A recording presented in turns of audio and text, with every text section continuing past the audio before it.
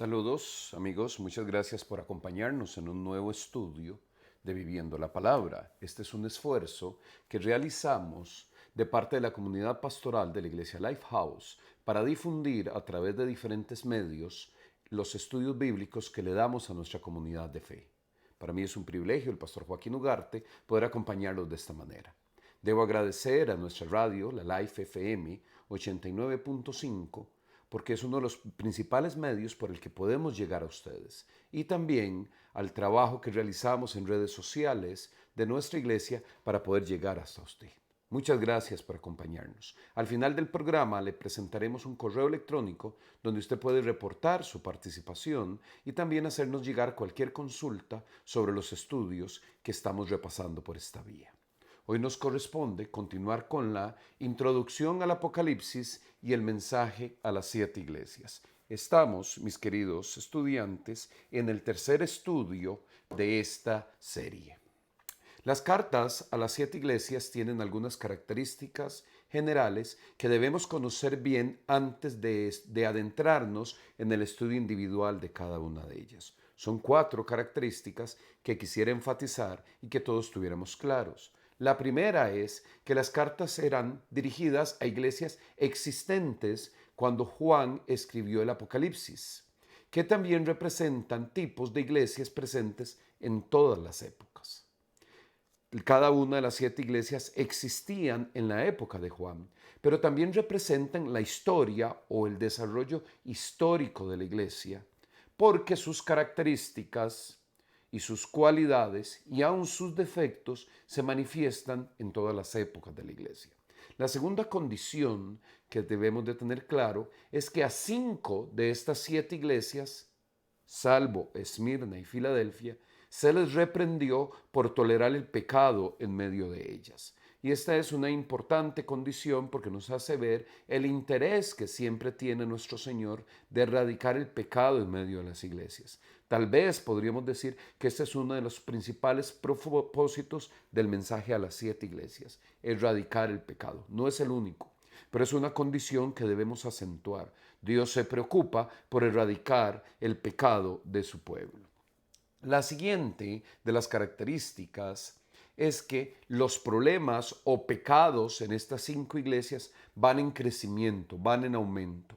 El primero que se denuncia es el de Éfeso, que es abandonar el primer amor. Pero el último es la apostasía total en la iglesia de la Odisea por no ser ni frío ni caliente.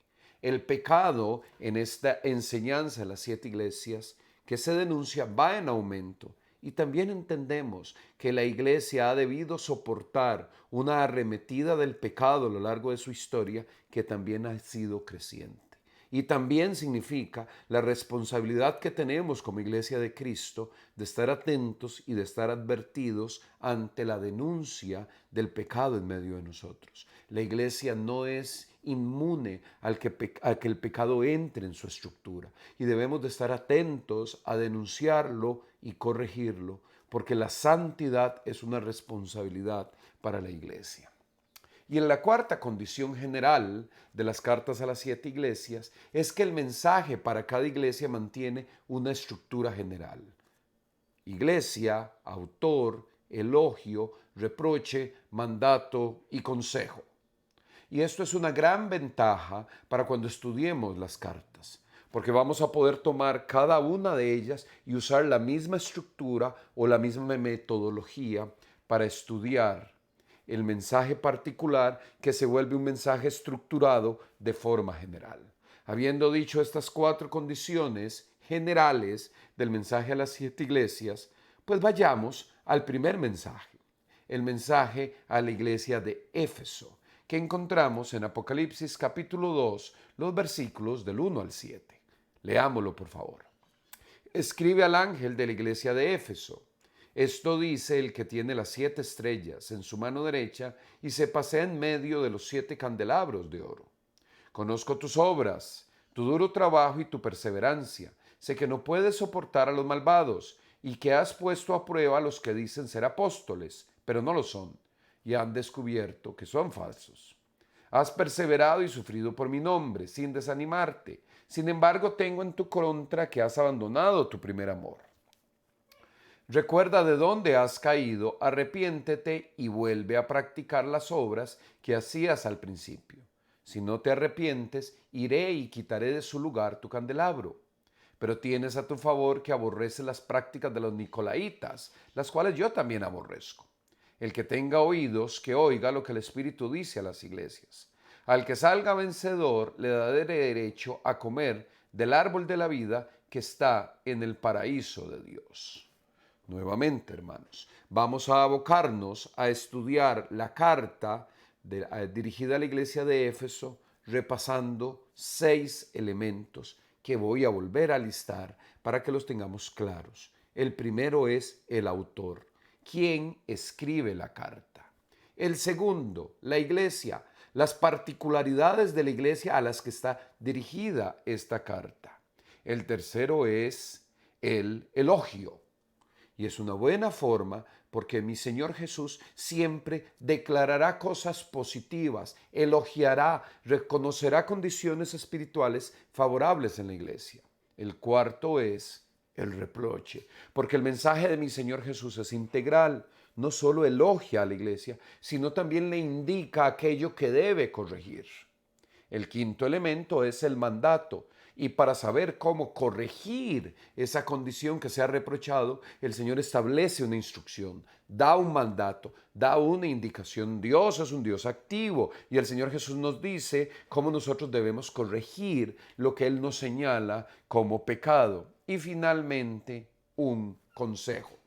Todas las cartas tendrán esta estructura y hoy vamos a empezar el estudio de la carta a la iglesia de Éfeso repasando los primeros de estos elementos. Vamos a necesitar 2 estudios para poder completar toda la información bíblica relevante, histórica relevante acerca de la iglesia de Éfeso.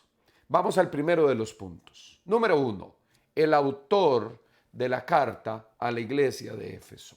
Encontramos que el mismo relato nos enseña acerca del autor. Dice así: esto dice el que tiene las 7 estrellas en su mano derecha y se pasea en medio de los 7 candelabros de oro. Y aquí yo debo decir que ni en esta ni en ninguna de las 7 cartas tenemos duda alguna de que es el Señor Jesús el autor de las cartas.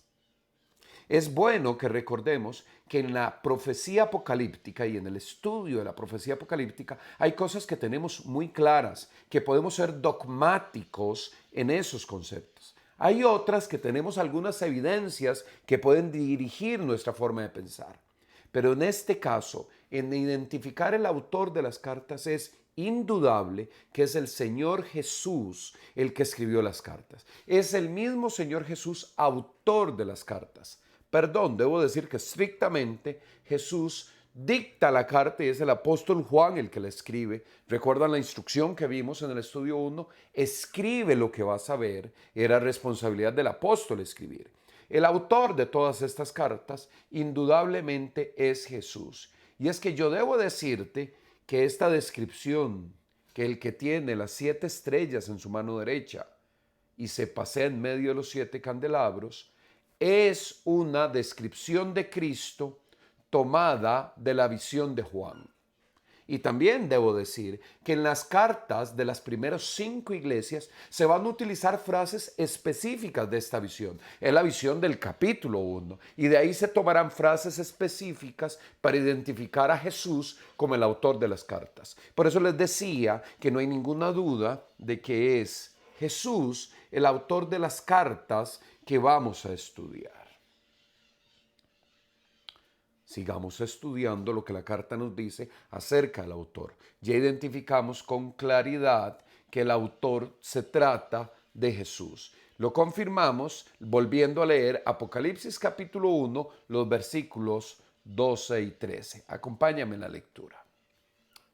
Me volví para ver de quién era la voz que me hablaba, y al volverme vi 7 candelabros de oro.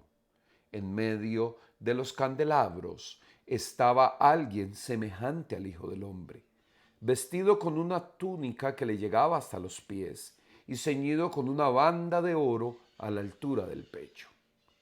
Esta es textualmente una parte de la primera visión de Juan, o de la primera parte de la visión de Juan, cuando él ve a la persona que le está hablando y de la cual él tiene que escuchar para escribir las cartas dirigidas a las 7 iglesias. Claro, cuando encontramos la descripción del autor, nos interesa lo que esta descripción dice acerca del autor. No solo debemos identificarlo, sino también conocerlo. Y eso es como el centro del Evangelio, conocer a Jesús. Me encanta saber que las 7 cartas son escritas por el mismo Jesús. Él es el autor de este mensaje llevado por Juan a las 7 iglesias. Y en la descripción que se hace de Jesús como autor de la carta, en la carta a la iglesia de Éfeso, se nos dicen 2 condiciones básicamente. Se nos dice que Él tiene las 7 estrellas en su mano derecha y también se nos dice que Él tiene las 7 estrellas en su mano derecha y que Él se pasea en medio de los 7 candelabros de oro. Es decir, 2 características del autor de la carta a Éfeso. Es Jesús, lo identificamos. Pero, ¿qué significan estas 2 características del autor? ¿O qué significan estas 2 características del Señor Jesús manifestadas en esta carta? Y es aquí donde debemos de empezar con un principio de interpretación. Déjame decirte lo siguiente. Las 7 estrellas son los pastores de las 7 iglesias. Y que Cristo las tenga en su mano indica que son sus ministros, bajo su poder, y que Él gobierna de forma soberana su iglesia, también a través de sus líderes humanos. Y aquí me detengo un momento, porque esto es una condición y una enseñanza espiritual muy importante. Las iglesias son dirigidas por instrumentos humanos. Cada iglesia, cada una de las 7 iglesias, tenía un pastor, al que la profecía llama una estrella. Está hablando de aquella persona que es responsable del liderazgo espiritual y de servicio espiritual en medio de su iglesia. Si tú te congregas en una iglesia, yo te debo pedir 2 cosas con respecto a tu pastor. Primero, que ora por él, porque el pastor es el responsable de liderar espiritualmente la iglesia y del servicio espiritual que la iglesia brinda. Primero, ora por tus pastores. Un creyente ora por sus pastores. Y segundo, yo te debo pedir que respetes a tus pastores, porque la imagen me parece extraordinaria. Las 7 estrellas están en la mano derecha del Señor. Es decir, que Él reconoce como propios a sus ministros. A ver, me detengo en eso. Recuerda, la figura de la mano la usa Jesús cuando habla de sus discípulos en la oración sacerdotal. Les dice, a los que me diste los tengo en mi mano y no se pierden. Hay como una herencia del ministerio pastoral en ese cuidado por estar en la mano del Señor Jesús. Recuerda, el autor es Jesús. Eso no lo dice la carta, usando la figura que se establecía en la profecía del capítulo 1. Y lo que tiene en su mano, las 7 estrellas, son los pastores de estas iglesias, que Él cuida y establece como propios. Y aquí hay una reflexión que deberemos hacer todos los que nos dedicamos al ministerio. Y es que el ministerio es algo que le pertenece al Señor. Somos ministros únicamente por el llamado de Él. No tiene que ver con nuestras cualidades o nuestras aptitudes, aunque también debo decir que los ministros debemos de preocuparnos por crecer en nuestra formación, por tener mejores herramientas para servir al Señor y a su iglesia. Y por eso es importante el desarrollo de los ministros, el discipulado de los ministros. Pero el ministerio es del Señor. Él lo llama, Él lo da. En el ministerio no se cumplen las condiciones que se cumplen en la productividad natural o de la empresa privada, de gerencias y liderazgos empresariales. No. Los ministros somos líderes de servicio porque estamos en la mano del Señor. Y eso significa que Él, el Señor, es el pastor por excelencia, el pastor de todos los pastores. Y Jesús demostró que la principal condición de un ministro es la de ser un servidor. Claro, también aparece en el autor de la carta otra figura que debe interpretar. Y dice que el autor, que es Jesús el de la carta, se mueve o se pasea en medio de los 7 candelabros. Y déjame decirte que también aquí debemos aplicar interpretación. Estos 7 candelabros son las 7 iglesias y que Cristo se pasee en medio de ellas indica que Él escudriña, examina, valora, evalúa y ama a su iglesia. Es una cosa extraordinaria saber que Dios no solo cuida a sus ministros, no solo sus ministros son de su propiedad, sino que el Señor Jesús está en medio de su iglesia. Camina. Y entonces permanentemente el Señor Jesús hace un cuidado diligente de su iglesia. Cuando yo pienso en el cuidado del Señor Jesús de su iglesia, que me lo imagino el Señor Jesús en medio de los candelabros son las 7 iglesias, y un poco eso significa la historia de la iglesia a lo largo de los siglos, y el Señor Jesús está en medio. Jesús es el centro de la iglesia.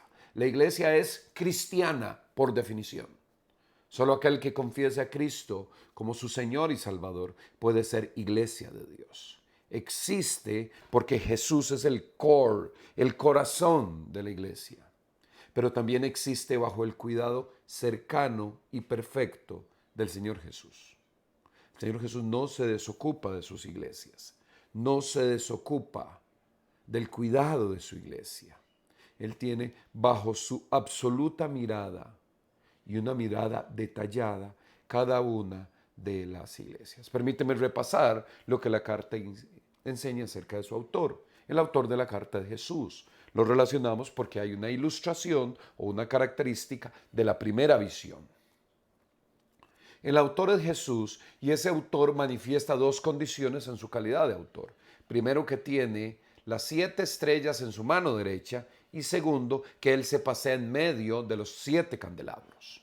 Y ya hemos interpretado que las 7 iglesias son las 7 estrellas, son los 7 pastores de aquellas iglesias, a los cuales el Señor tiene en su mano porque les pertenece, porque Él les da el ministerio, y también porque eso representa que debemos orar por nuestros pastores y también obedecer a nuestros pastores. Lo digo con respeto. Y la segunda condición que nos provee el autor de la carta es que Él se pasea en medio de los candelabros, y entonces, al hacerlo así, está Jesús al control de la iglesia, al control de la historia de la iglesia, al control de todas las iglesias, y la iglesia existe porque hay un centro que es el Señor Jesús. Con eso cumplimos el primer punto de los 6 para el estudio de la iglesia de Éfeso. El segundo que tenemos que estudiar es la iglesia, es decir, la iglesia de Éfeso. Y hay unas evidencias bíblicas y unas características de esa iglesia que son asombrosas. Lo primero que tengo que decirte es que la iglesia de Éfeso tuvo la mayor herencia espiritual de las 7 iglesias. En el sentido de la herencia espiritual, la iglesia de Éfeso fue una consentida. Y déjame revisarlo en la misma enseñanza bíblica. Si leemos acerca del segundo viaje misionero del apóstol Pablo, ahí aparece la iglesia de Éfeso. En Hechos capítulo 18, los versículos 19 al 21, leemos lo siguiente. Al llegar a Éfeso, Pablo se separó de sus acompañantes y entró en la sinagoga, donde se puso a discutir con los judíos. Esto no quiere decir que Pablo andaba discutiendo, era su ministerio. Estos le pidieron que se quedara más tiempo con ellos. Él no accedió, pero al despedirse les prometió: ya volveré si Dios quiere, y zarpó de Éfeso. Esto fue en el segundo viaje misionero de Pablo. ¿Y qué identificamos acá? Que cuando Pablo llegó ahí, guiado por el Espíritu Santo, entendió que era un lugar especial para desarrollar la iglesia del Señor. Pablo estuvo en la iglesia de Éfeso.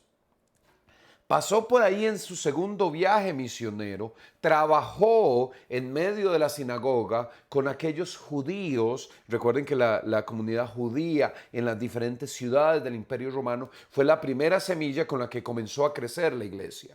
Trabajó con ellos, los atendió y dijo, volveré si Dios quiere. Dios quiso. Ya vamos a ver que Pablo volvió. Pero no solo debemos atender eso, sino también debemos de reconocer el deseo del apóstol por volver. El apóstol Pablo era un fundador de iglesias por excelencia y él en su corazón sintió y anheló que ese era un lugar donde desarrollar trabajo espiritual, donde hacer siembra de iglesias, donde ser misionero. Eso no es un detalle que debamos dejar pasar. La iglesia tenía una hermosa herencia desde el primer momento que llegó Pablo. Él llegó y dijo, aquí es un lugar donde debemos de hacer iglesia. Y ahora permíteme presentarte una referencia no del segundo, sino del tercer viaje espiritual de Pablo. Eso lo encontramos en Hechos, capítulo 19, los versículos 1 y 5. Repito, ya este era el tercer viaje de Pablo, misionero, el tercer viaje misionero de Pablo. Dice la palabra, mientras Apolos estaba en Corintos, Apolos era un gran líder, Pablo recorrió las regiones del interior y llegó a Éfeso. Eso no lo dice el versículo 1. El versículo 3 y 5 nos dice, al oír esto fueron bautizados en el nombre del Señor Jesús. ¿Por qué señalamos esto? Bueno, porque Pablo llegó a Éfeso y ahora sí llegó con un propósito fundamental de levantar iglesia en Éfeso. ¿Cómo lo sabemos? Porque no solo se quedó en el lugar, no solo llegó a Éfeso con un propósito, sino que ahí bautizó a los discípulos. Y recuerden que la Gran Comisión establece que el bautismo es una de las condiciones fundamentales de edificar iglesia para el Señor. En la Gran Comisión encontramos la orden del Señor de que vayamos a ser discípulos, que vayamos a enseñarles y que vayamos a bautizarles. Eso quiere decir que el ciclo completo de levantar iglesia lo cumplió Pablo en Éfeso. Eso nos hace ver que Dios tenía un plan especial y una herencia espiritual especial para Éfeso. Es más, Pablo dedicó un buen periodo para levantar iglesia en Éfeso. Eso lo encontramos en Hechos, capítulo 20, verso 31. Leamos. Así que estén alerta. Recuerden que de día y de noche, durante 3 años, no he dejado de amonestar con lágrimas a cada uno en particular. También de su tercer viaje misionero, parece que esto nos indica que Pablo dedicó 3 años de su vida ministerial a levantar iglesia en Éfeso. Eso es una herencia espiritual. Y hay unos detalles muy hermosos que tenemos que hablar acerca de esta herencia espiritual. En 1 Timoteo capítulo 1 y verso 3 leemos, al partir para Macedonia, te encargué que permanecieras en Éfeso y les ordenaras a algunos supuestos maestros que dejen de enseñar doctrinas falsas. Es decir, Pablo fundó la iglesia y asignó pastor para la iglesia. Este era Timoteo, el joven discípulo de Pablo, que debo decir que era uno de sus discípulos queridos. Y ustedes leen la segunda carta de Timoteo, de Pablo a Timoteo, y le dice, a mi amado hijo Timoteo. Es decir, Pablo amaba a Timoteo, había invertido en él, en desarrollarlo como su discípulo y su hijo, y no solo esto, sino que lo asignó a Éfeso. Pablo entendió que para Éfeso debía asignar un pastor especial. Quisiera entender que una de las estrellas que aparecen en la mano derecha del autor de esta carta, como ya lo vimos, podría ser Timoteo. Pero yo también quisiera pensar que los pastores a lo largo de la historia también están en la mano del Señor. Pero qué hermoso es ver esto. Pablo dejó en Éfeso a Timoteo, que era uno de sus discípulos. Y no solo eso, sino que nos cuenta Hechos 18, hablando del tercer viaje misionero de Pablo y su obra en Éfeso, dice así, Hechos 18, 18 y 19, Pablo permaneció en Corinto algún tiempo más. Después se despidió de los hermanos y emprendió el viaje rumbo a Siria, acompañado de Priscila y Aquila. En Cencreas, antes de embarcarse, se hizo rapar la cabeza a causa de un voto que había hecho. Versículo 19. Al llegar a Éfeso, Pablo se separó de sus acompañantes y entró en la sinagoga, donde se puso a discutir con los judíos. ¿Qué nos dice esto? Que Pablo no solo dedicó 3 años, no solo fue 2 veces, no solo envió a Timoteo, sino también se hizo acompañar de una comitiva para seguir la obra de la edificación de la iglesia en Éfeso. Éfeso era un lugar de una herencia espiritual especial. Permíteme decirte lo siguiente con esta declaración. Parte de esta herencia espiritual son también los ministerios de Onesíforo y Tíquico. Y según el testimonio de la iglesia primitiva, el apóstol Juan pasó las últimas décadas de su vida en Éfeso. Además, en esta iglesia se realizaron milagros espectaculares, y después de una batalla espiritual contra falsos exorcistas, dice la palabra, el nombre del Señor Jesús era glorificado. Esto lo encontramos en Hechos capítulo 19, versículos de los 11 al 19, para que leas esta referencia. Permíteme repasar lo que hemos aprendido hoy de la carta a la iglesia de Éfeso. Primero hemos estudiado su autor es Jesús. Lo identificamos porque esa es la figura que aparece en el capítulo 1 de Apocalipsis, donde claramente se identifica como el Hijo de Dios, como Jesús. Y este autor, que es Jesús, manifiesta 2 condiciones. Tiene las 7 estrellas en su mano derecha y él se pasea en medio de los 7 candelabros. Y hemos hecho ejercicio de interpretación y entendemos que las 7 estrellas son los 7 pastores de las iglesias, que los tiene en su mano, porque los pastores son de Él, sus ministerios son de Él los cuida, los controla. Y los 7 candelabros en medio de donde se pasea Jesús son las 7 iglesias. Y entendemos también que la iglesia tiene un centro en Jesús, que la iglesia es de Jesús. Solamente los que confesamos a Jesús como nuestro Salvador podemos ser parte de la iglesia. Y eso aprendimos del autor de la carta. Pero también vamos al segundo punto de los 6 que debemos estudiar en cada iglesia, y es hablar de la iglesia en sí mismo. Y básicamente lo que la palabra nos enseña es que Éfeso era una iglesia con una herencia espiritual especial, la mejor herencia espiritual de todas las iglesias. Esto lo sabemos porque fue una parte muy importante del ministerio del apóstol Pablo en su segundo y en su tercer viaje. Le dedicó 3 años, envió a Timoteo, que era uno de sus principales discípulos y más amados, a que fuera el pastor de esta iglesia. Y además hubo una comitiva que tenía que ver con personas muy importantes para él, como Tíquico y Onesíforo. Pablo cuidó de la iglesia de Éfeso, tenía una herencia especial. Esto es maravilloso. Jesús es el centro de la iglesia. Jesús es el autor del mensaje a la iglesia y Jesús cuida de su iglesia. Yo quiero pedirte, y que sea como una conclusión de nuestro tercer estudio, que tú reflexiones en el hermoso privilegio que es ser miembro de una iglesia, tener pastor por el quien debo orar y respetar y quien cuida de mí también.